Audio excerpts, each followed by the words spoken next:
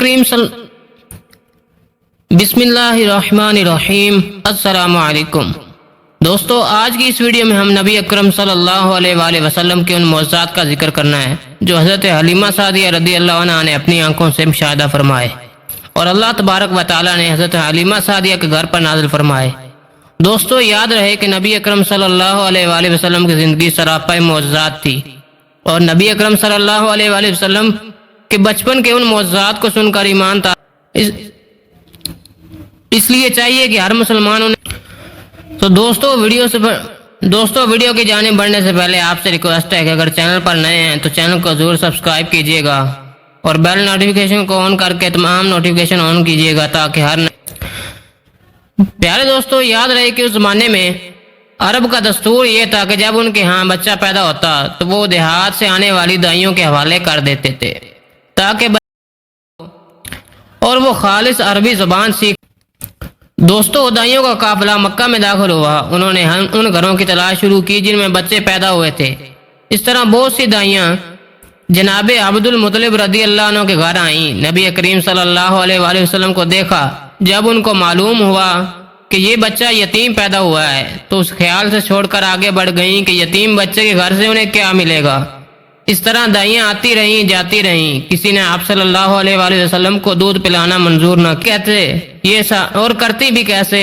یہ سعادت حضرت حلیمہ سعدیہ رضی اللہ عنہ جب حلیمہ سعدیہ رضی اللہ عنہ مکے پہنچی تو انہیں معلوم ہوا سب عورتوں کو کوئی نہ کوئی بچہ مل گیا اور اب وہ صرف بغیر بچے کے رہ گئی ہیں۔ اب کوئی بچہ باقی نہیں بچا، ہاں ایک بچہ یتیم باقی بچا ہے جس کو باقی عورتیں چھوڑ گئی ہیں۔ حلیمہ سعدیہ رضی اللہ عنہ اپنے شوہر عبداللہ حارث سے خدا کی قسم مجھے یہ بات بہت ناگوار گزر رہی ہے کہ بچے کے بغیر واپس لوٹ جاؤں۔ دوسری سب عورتیں بچے لے کر جا رہی ہیں، مجھے تانے دیں گی، یتیم بچے کوئی لے لیں۔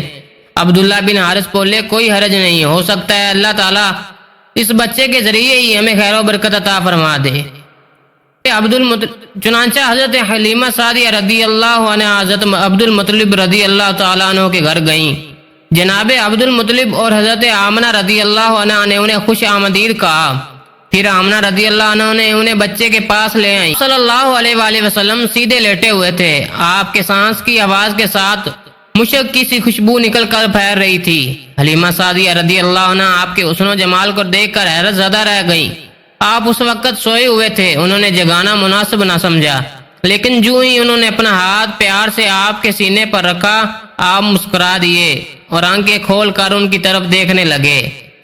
حضرت حلیمہ سعدیہ رضی اللہ عنہ فرماتی ہیں میں نے دیکھا کہ آپ کی آنکھوں سے ایک نور نکلا جو آسمان تک پہنچ گیا۔ میں نے آپ کو گود میں اٹھا کر دونوں آنکھوں کے درمیان بوسہ دیا، پھر آپ کی والدہ اور عبد المطلب سے اجازت چاہی۔ میں نے آپ کو گود میں اٹھا کر دونوں آنکھوں کے درمیان بوسہ دیا، پھر آپ کی والدہ اور حضرت عبد المطلب رضی اللہ تعالیٰ عنہ سے اجازت چاہی۔ بچے کو لیے قافلے میں آئی، میں نے آپ کو دودھ پلانے کے لیے گود میں لٹایا تو آپ نے دائیں طرف سے دودھ پینے لگے۔ پہلے میں نے بائیں طرف سے دودھ پلانا چاہا تھا لیکن آپ نے اس طرف سے دودھ نہ پیا، دائیں طرف سے آپ فوراً دودھ پینے لگ گئے تھے۔ دوستو، یہ آپ کا بچپن سے عدل و انصاف کا یہ معیار تھا کہ دائیں طرف کے دودھ سے دودھ پیا اور دوسری طرف کا دودھ اپنی رضائی بہن جن کا نام حضرت شیمہ رضی اللہ عنہ تھا کے لیے چھوڑ دیا تاکہ وہ بھی سیر ہو سکے۔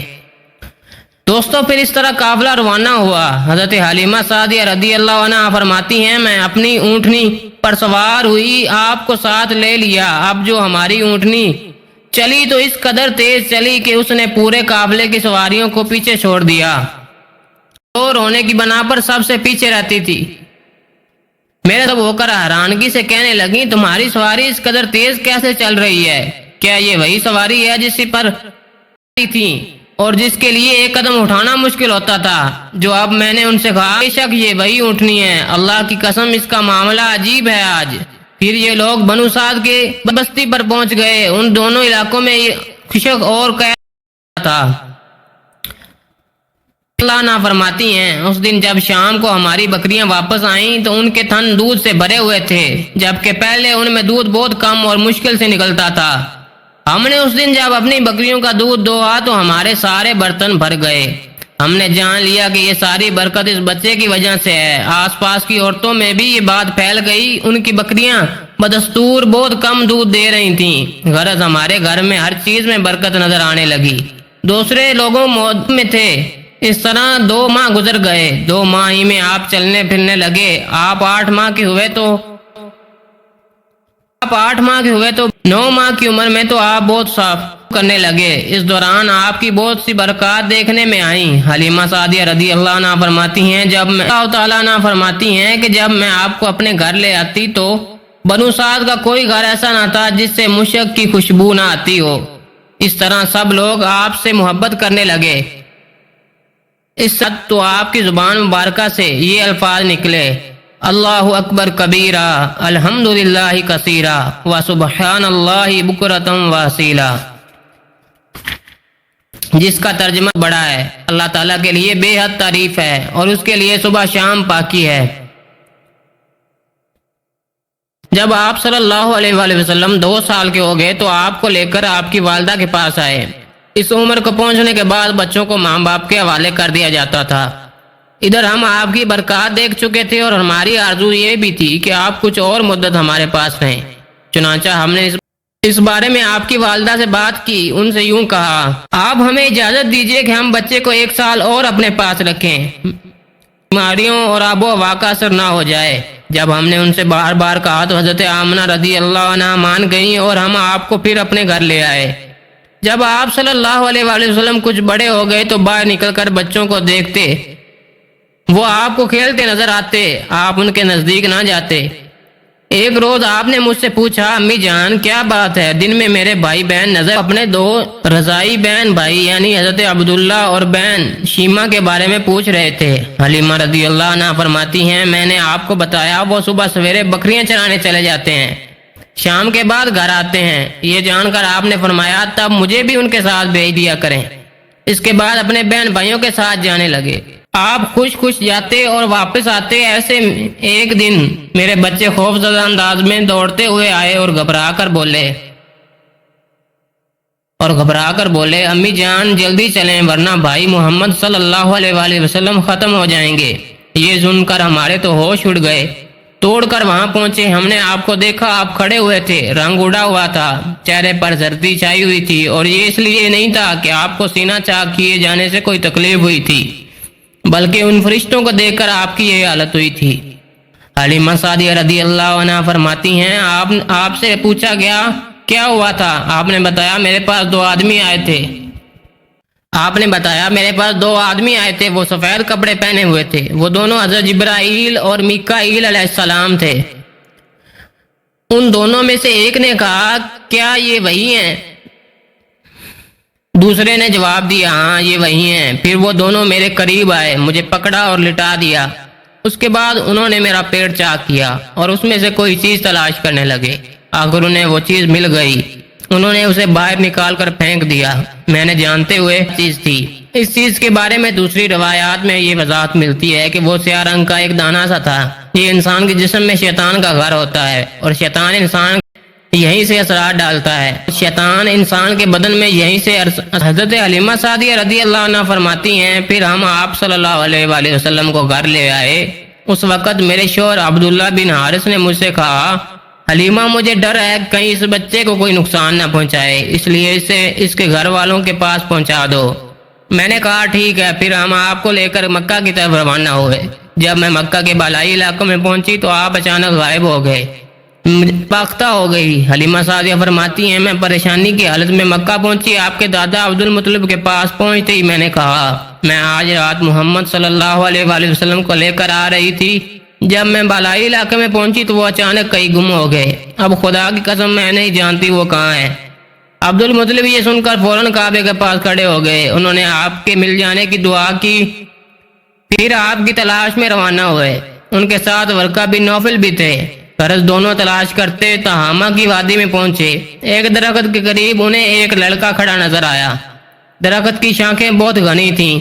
عبد المطلب نے پوچھا لڑکے تم کون ہو؟ محمد بن عبداللہ بن عبد المطلب ہوں۔ یہ سن کر عبد المطلب رضی اللہ عنہ بولے تم پر میری جان قربان، میں ہی تمہارا دادا عبد المطلب ہوں۔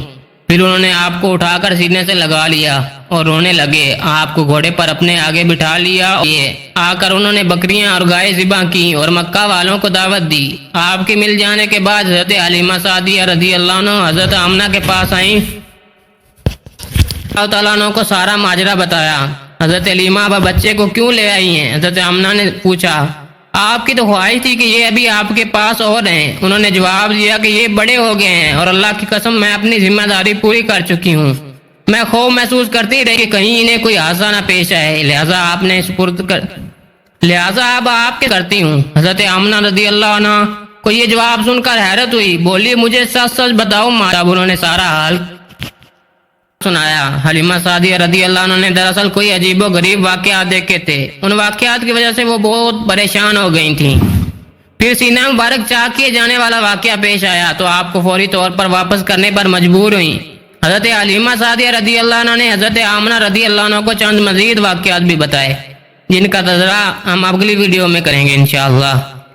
پیارے دوستو، نبی اکرم صلی اللہ علیہ وآلہ وسلم کو اللہ تعالیٰ نے ایسی برکات عطا فرما رکھی تھی جنہیں آپ صلی اللہ علیہ وسلم کے قدم جاتے تھے، جہاں آپ صلی اللہ علیہ پیارے دوستو، نبی اکرم صلی اللہ علیہ وآلہ وسلم کو اللہ تعالیٰ نے ایسی برکات عطا فرما رکھی تھی کہ جہاں آپ صلی اللہ علیہ وآلہ وسلم کے قدم جاتے تھے وہاں برکات کا ایسا نزول ہوتا تھا کہ دیکھنے والا بھی پریشان ہو جاتا تھا کہ آخر ماجرا کیا ہے۔ جیسا کہ حلیمہ سعدیہ کی اونٹنی کا معاملہ ہی لے لیجئے۔